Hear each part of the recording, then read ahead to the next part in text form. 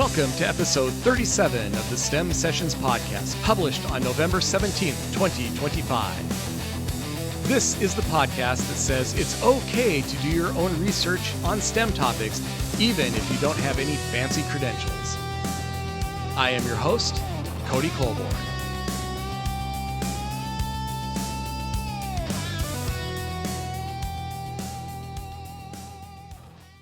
So I recently had to fill out my annual accomplishments at work. It's part of our year-end performance review cycle. And one of the goals that I've carried for 3 or 4 years now is volunteering X hours in STEM activities in the community. This used to be a corporate goal as well, which is where I got it. It was part of the company's image control, philanthropic outreach. But the corporate goal was quietly dropped last year, but I've kept it. Now, volunteering in STEM activities is a great goal to set at work, if setting goals is a requirement for you, that is. First, it's an incredibly easy goal to meet, and even to exceed for that matter, and no one's going to double check your work. And that looks really good when it comes to performance reviews. Second, it shows you're doing more than just the bare minimum without really doing a whole lot of extra. Plus, volunteering in general is typically a good thing for you and the cause for which you're volunteering. And I actually enjoy volunteering, at least the volunteering that I choose to do. I wouldn't find it rewarding to volunteer for a political campaign, for example, even if I was planning to vote for the candidate or for the measure. But volunteering for activities like trail maintenance or helping animal rescues, that's what I find rewarding. I also find volunteering in STEM activities rewarding, and I figure a wrap-up of the STEM volunteering I did in 2025 would be a good topic of discussion for this podcast. Maybe it can provide a taste for what's out there and be an inspiration to some of you. This is the STEM Sessions Podcast, episode 37, Volunteering in STEM. A primary goal here at the STEM Sessions is to share STEM knowledge outside of traditional settings. And those traditional settings being schools, classrooms, and lecture halls, the typical teacher-student dynamic. I found that volunteering in STEM activities to be a productive avenue for knowledge sharing.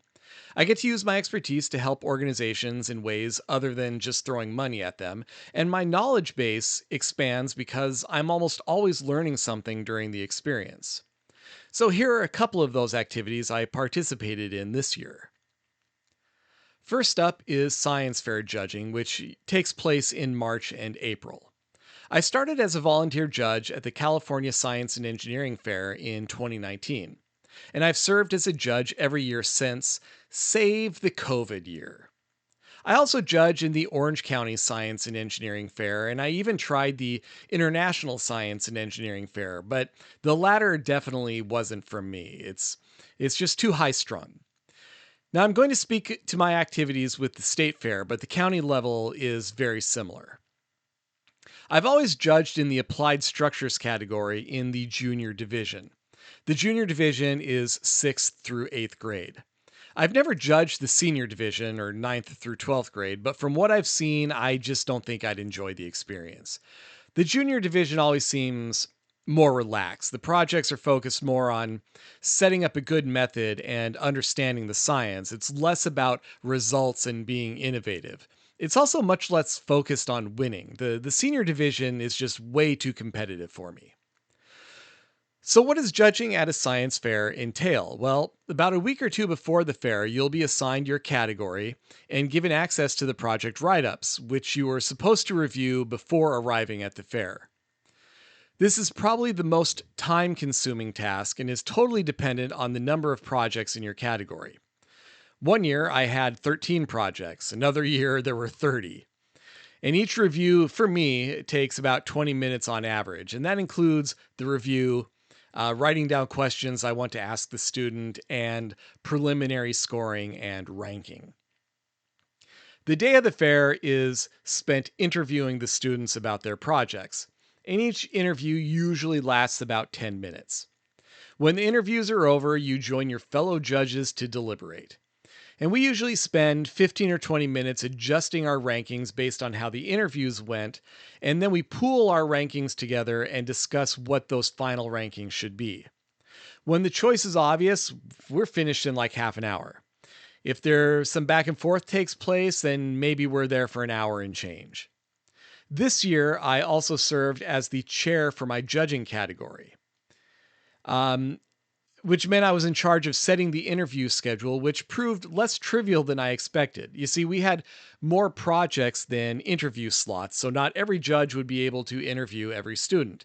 It took several iterations to arrive at a schedule in which every student was interviewed by the same number of judges and every judge interviewed the same number of students.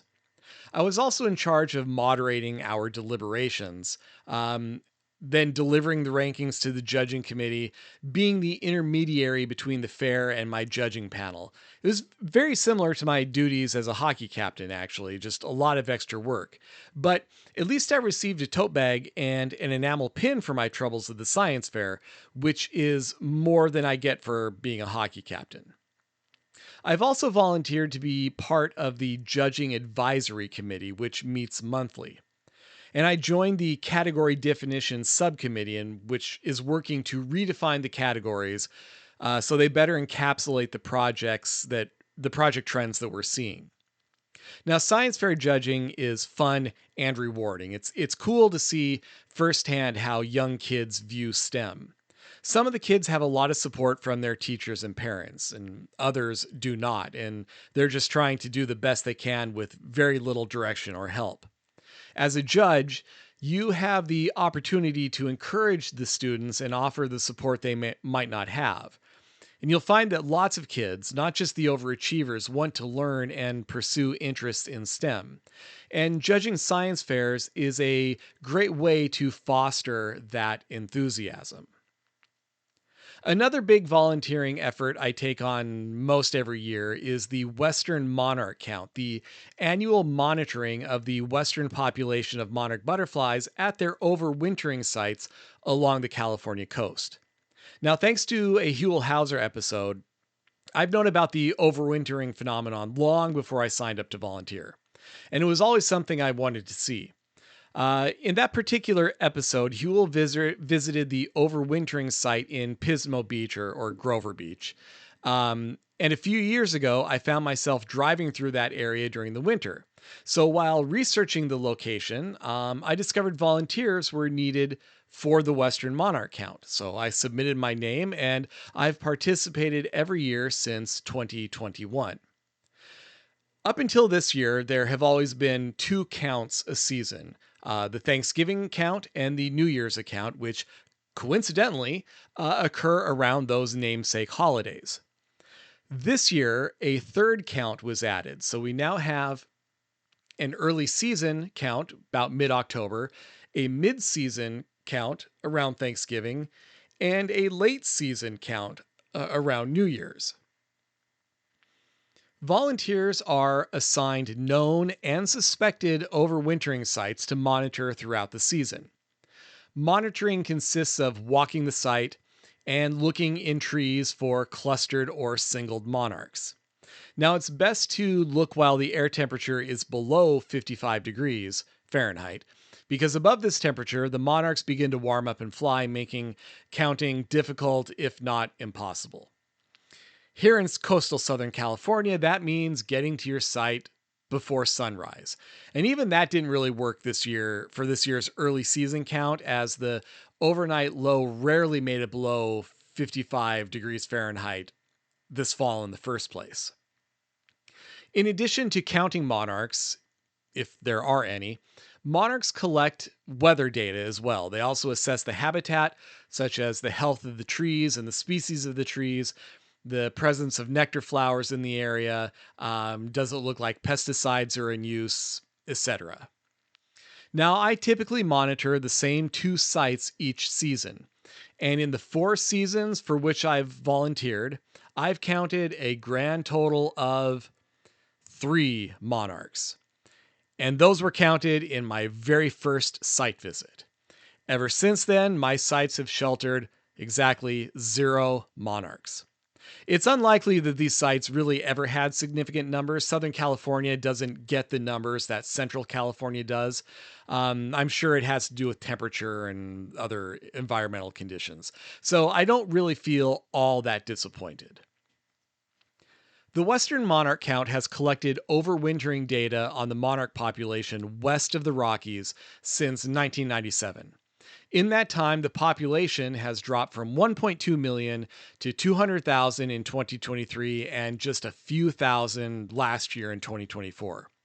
A rebound is definitely expected this year, and the data clearly shows cycles in the population. The Xerces Society, which is the org that coordinates the Western monarch count, is actively trying to decipher the data. So the more sites monitored each season, the more fidelity you get in the data, and that may give researchers a better chance of figuring out what everything means. In 2024, for example, over 250 sites were monitored, and we're expecting probably the same more or less this year. Now, including travel time, I spend about 2 hours each site visit. And keep in mind, I live relatively close to my sites, and since my counts are always zero, I spend very little time doing the actual counting. Most of my time is just spent walking the site and monitoring the trees, looking at the health of the site. But if the site actually has clusters of monarchs, your time on the site drastically increases because it's not the easiest thing to sit there and count, dozens, if not hundreds of butterflies.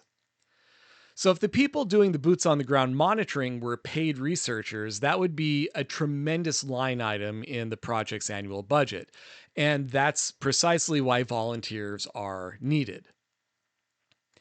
Now, improving the habitat found in your yard or local greenbelt by planting native milkweed and nectar plants is the best thing you can do to help the monarchs. But volunteering in the overwintering count is just a cool way to tie into the actual science being scienced. And there are plenty other monitoring activities out there for insects, birds, mammals, reptiles. If you're interested, you just have to look for them.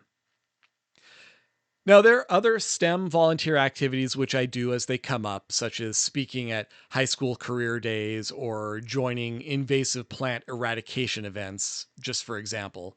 But the science fair judging and monitoring monarch butterflies are the two I do every year.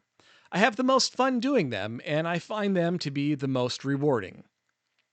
Granted, volunteering isn't for everyone, but I certainly encourage everybody to try it at least once.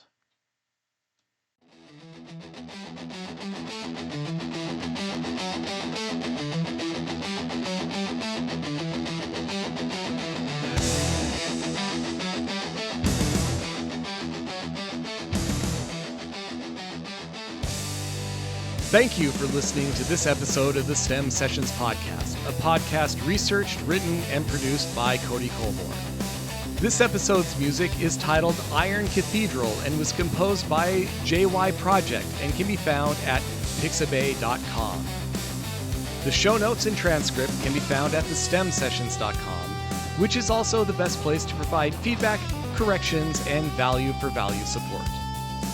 Remember, doing your own critical research will always be to your benefit, and any pundit or scientist that tells you, hey, just trust me, bro, or scolds you for fact-checking and questioning isn't offering true education.